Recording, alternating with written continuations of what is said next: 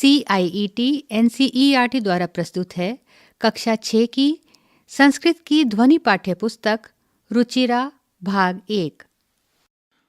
षष्ठवर्गाय संस्कृतपाठ्यपुस्तकं रुचिरा प्रथमो भागः।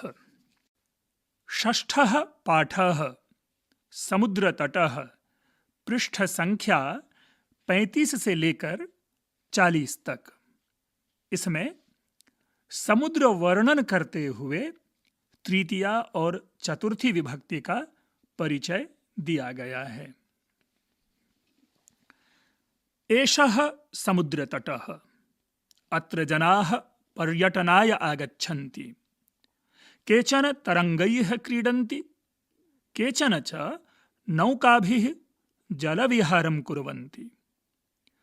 तेषु केचन कन्दुकेन क्रीडन्ति। बालिकाः बालकाः च बालुकाभिः बालुकागृहं रचयन्ति। मध्ये मध्ये तरङ्गाः बालुकागृहं प्रवाहयन्ति। एषा क्रीडा प्रचलति एव। समुद्रतटाः न केवलं पर्यटनस्थानानि, अत्र मत्स्यजीविनः अपि स्वजीविकां चालयन्ति। अस्माकं देशे बहवः समुद्रतटाः सन्ति। एतेषु मुम्बै, गोवा, कोच्चि, कन्याकुमारी, विशाखापत्तनम, पुरीतटाः अतीव प्रसिद्धाः सन्ति। गोवातटः विदेशीपर्यटकेभ्यः समधिकं रोचते। विशाखापत्तनम तटः वैदेशिकव्यापाराय प्रसिद्धः। कोच्चितटः नारिकेलफलेभ्यः ज्ञायते। मुम्बै नगरस्य जूहू तटे सर्वे जनाः स्वैरं विहरन्ति। चेन्नई नगरस्य मेरीना तटः देशस्य सागरतटेषु दीर्घतमः। भारतस्य 3 देशासु समुद्रतटाः सन्ति। अस्माद् एव कारणात् भारतदेशः प्रायद्वीपः इति कथ्यते। पूर्वदिशायां बङ्गोपसागरः, दक्षिणदिशायां हिन्दमहासागरः, पश्चिमदिशायां च अरबसागरः अस्ति। एतेषां त्रयाणाम् अपि सागराणां संगमः कन्याकुमारी तटे भवति। अत्र पूर्णिमायां चन्द्रोदयः सूर्यास्तं च युगपदेव द्रष्टुं शक्यते। शब्दार्थाः। प्रथम स्तंभ में संस्कृत शब्द, द्वितीय स्तंभ में उन संस्कृत शब्दों का हिंदी अनुवाद और तृतीय स्तंभ में उन्हीं संस्कृत शब्दों का इंग्लिश अनुवाद दिया जा रहा है। समुद्र तटः, समुद्र का किनारा, सी बीच। पर्यटनाय, घूमने के लिए, फॉर एक्सकर्शन। तरंगैः, लहरों से या लहरों के साथ, विथ वेव्स। नौकाभिः, नौकाओं के द्वारा, बाय द बोट्स। जलविहारम, जल क्रीड़ा, वाटर गेम। बालुकाभिः, बालुओं से, मेड ऑफ सैंड्स। बालुका गृहम, बालू का घर या घरौंदा, सैंड हाउसलेट। मध्ये मध्ये, बीच बीच में, एट सम इंटरवल। प्रवाहयन्ति, धो देते हैं, बहा देते हैं, वॉश आउट। प्रचलति एव, चलती ही रहती है, कीप्स गोइंग ऑन। पर्यटन स्थानानि, घूमने की जगह, टूरिस्ट स्पॉट। मत्स्यजीविनः, मछुआरे, फिशरमैन। स्वजीविकाम, अपनी जीविका को, मीन्स ऑफ वंस लाइवलीहुड। चालयन्ति, चलाते हैं, कॉजिंग टू मूव। अतीव, बहुत अधिक, एक्सेसिव। स्वैरम, बेरोक टोक या यथेच्छ, एज वन प्लीजेस। विहरन्ति, घूमते हैं या टहलते हैं, रोम। दीर्घतमः, सबसे लंबा, लॉन्गेस्ट। प्रायद्वीपः, तीन तरफ जल से घिरा भूभाग, पेनिनसुला। संगमः, मिलन, कॉन्फ्लुएंस। युगपदेव, कोष्ठक में युगपत, योग, एव, एक ही साथ, एट द सेम टाइम। द्रष्टुम शक्यते, देखा जा सकता है, मे बी सीन। अभ्यासः। प्रथमः, उच्चारणं कुरुत। तरंगैः, मत्स्यजीविनः, विदेशी पर्यटकेभ्यः। संगमः, तिसृषु, वैदेशिक व्यापाराय। प्रायद्वीपः, बंगोपसागरः, चंद्रोदयः। द्वितीयः अभ्यासः। अधोलिखितानां प्रश्नानां उत्तरं लिखत।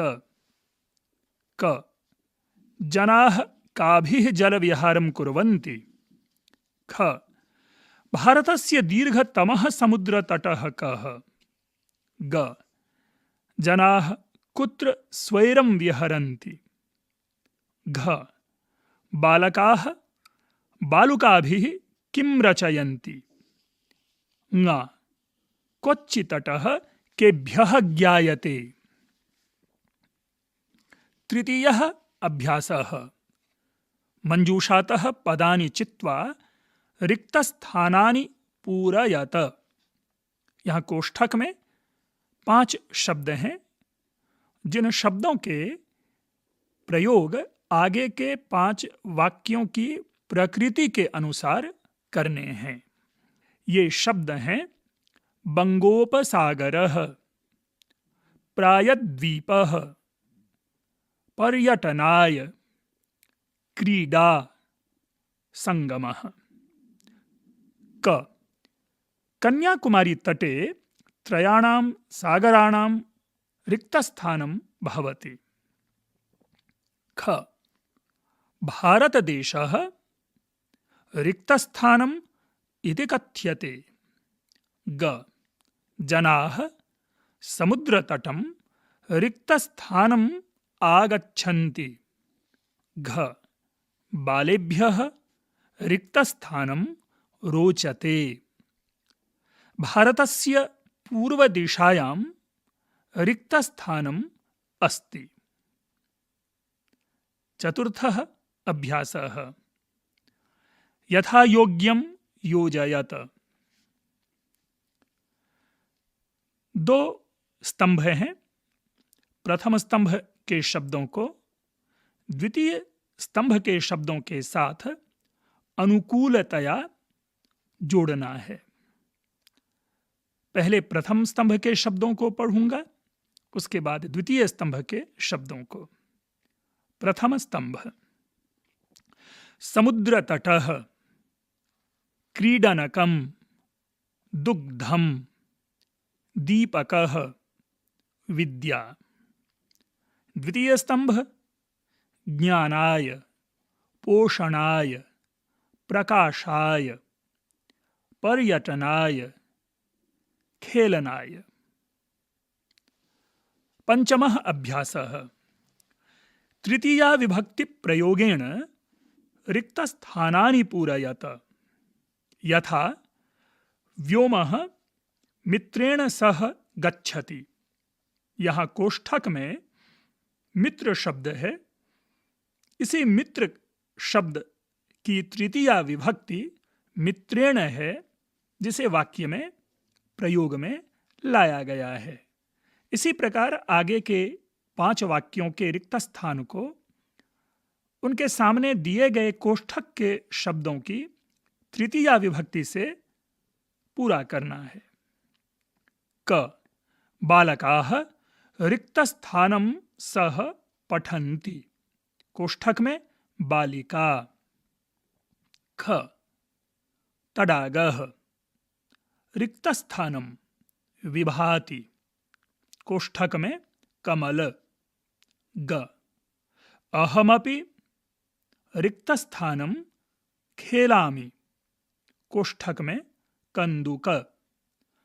घ अश्वाः रिक्तस्थानं सह धावन्ति। कोष्ठक में अश्व।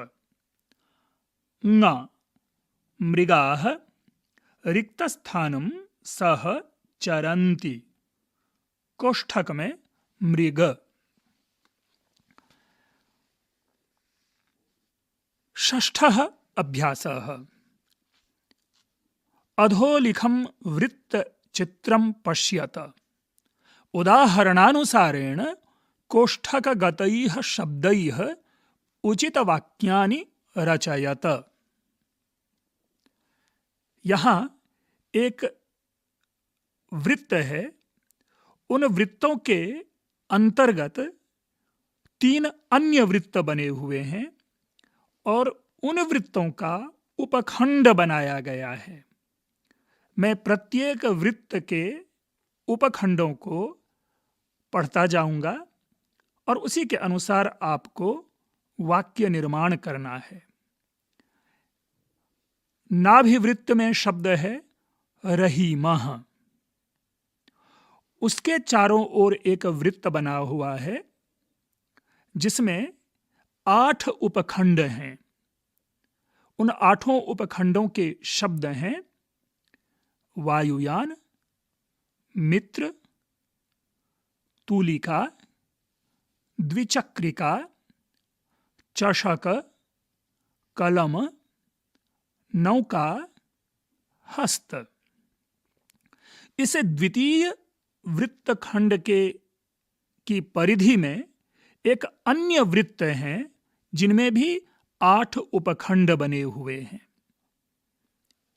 इन उपखंडों के शब्द हैं ह्यः, सः, चित्रम, आपणम, जलम, पत्र, जलविहार, कंदुकम। अब इन वृत्तों के बाहर एक आखिरी, जिसे हम बाह्य वृत्त कहेंगे, यह बाह्य वृत्त है। जिस बाह्य वृत्त में भी 8 उपखंड हैं। इन उपखंडों के शब्द क्रियापद हैं। मैं उन क्रियापदों को क्रमशः आपके सामने पढ़ रहा हूं। प्रथम क्रीडति, द्वितीय गच्छति, तृतीय लिखति, चतुर्थ क्षिपति, पंचम करोति, षष्ठ पिबति, सप्त रचयति और अष्ट आगच्छत। अब इन्हीं शब्दों के प्रयोग से हमें एक वाक्य का निर्माण करते हुए कुल 8 वाक्यों का निर्माण करना है। एक उदाहरण है यहाँ। जैसे नाभिवृत्त से रहीमः शब्द है, उसके बाद के वृत्त से मित्रेण शब्द लिया, फिर उसके बाद के शब्द और क्रियापद से क्रीडति वाक्य बनाया, तो वाक्य बना रहीमः मित्रेण सह क्रीडति। इसी प्रकार अन्य 8 वाक्य आपको बनाने हैं। सप्तमः अभ्यासः। कोष्ठकात् उचित पद प्रयोगेण रिक्तस्थानानि पूरयत। क धनिकः रिक्तस्थानं धनं ददाति। कोष्ठक में निर्धनम और निर्धनाय। ख बालः रिक्तस्थानं विद्यालयं गच्छति। कोष्ठक में पठनाय और पठनेन। ग सज्जनाः रिक्तस्थानं जीवन्ति। कोष्ठक में परोपकारं परोपकाराय। घ प्रधानाचार्यः रिक्तस्थानं पारितोषिकं यच्छति। कोष्ठक में छात्राणाम और छात्रेभ्यः। ङ रिक्तस्थानं नमः। कोष्ठक में शिक्षकाय और शिक्षकम्।